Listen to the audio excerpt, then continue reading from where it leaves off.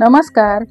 आज मी थोडीशी चटपटीत आणि थोडीशी झणझणीत अशी सोड्याची भाजी बनवणार आहे.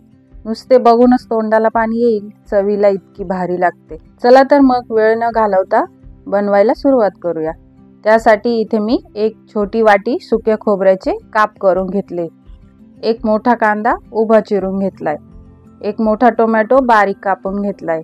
1 इंच आलं, 10-12 लसणाच्या पाकळ्या, 2 हिरव्या मिरच्या आणि कोथिंबीर याचे वाटण करून घेतले.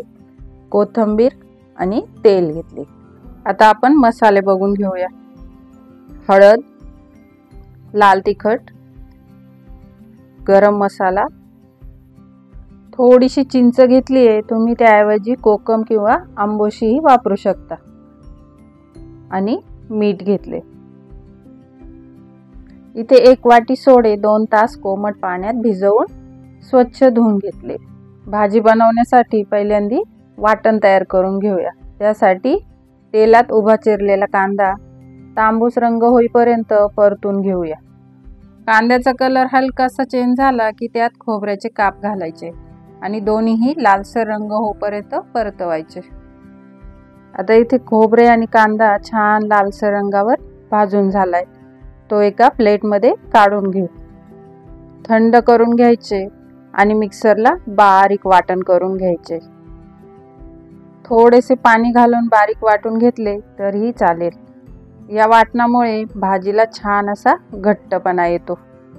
तुम्ही किती भाजी बनवताय त्याप्रमाणे वाटण कमी अधिक करू शकता. मस्त असे वाटण बारीक तयार झाले. आता मगाच्याच कढईत तेल घालून घेऊया.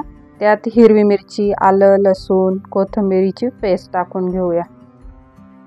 या पेस्टचा थोडासा कच्चेपणा जाऊपर्यंत परतून घ्यायची आहे आणि त्यातच टोमॅटो घालून घ्यायचा आहे. टोमॅटो मॅश होतील इतपत ते शिजवून घ्यायचे.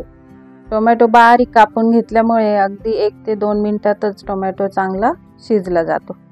आता यात मसाले घालून घेऊया. अर्धा चमचा हळद घातली आहे.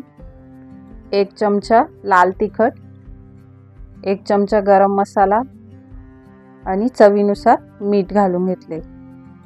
मिक्स करून घ्यायचे आणि आपण वाटण जे केले होते ते वाटण यात घालून घ्यायचे.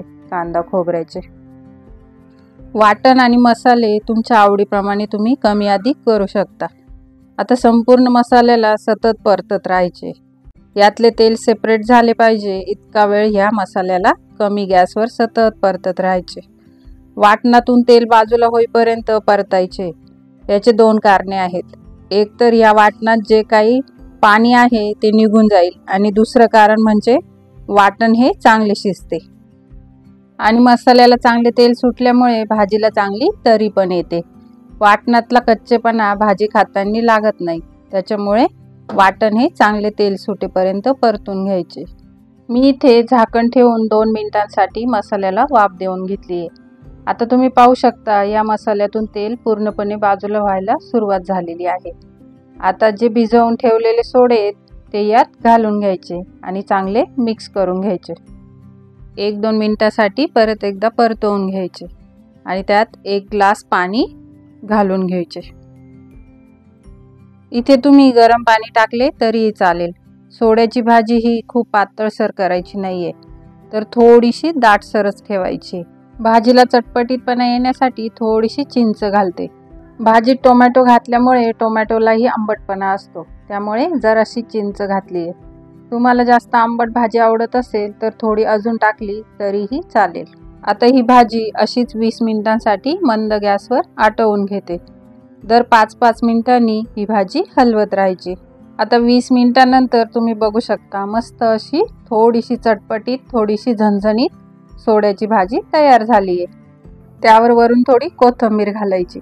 तुमच्याकडे सोड्याच्या भाजीत अजून काय काय घातले जाते ते कमेंट करून नक्की सांगा. ही भाजी तुम्ही भात, भाकरी, चपाती कशासोबतही खाऊ शकता. रेसिपी आवडल्यास लाईक, शेअर नक्की करा. आणि हो, चॅनलला अजून सबस्क्राईब केले नसेल तर अशाच नवनवीन रेसिपी बघण्यासाठी लगेच सबस्क्राईब करा. चला तर मग भेटूया पुढच्या नवीन रेसिपी सोबत. तोपर्यंत मस्त खा, स्वस्त राहा.